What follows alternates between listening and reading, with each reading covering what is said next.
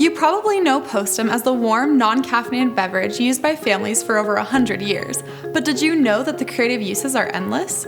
I use it for baking or fun summer drinks like a Postum Frappe, made with milk, Postum, ice, and sugar. It's great for neighborhood parties, and the whole family will love it, even the kids. For more creative ways to use Postum, log on to our website at postum.com/recipes, and don't forget, you can find Postum at local stores, including Costco. Postum, it's home.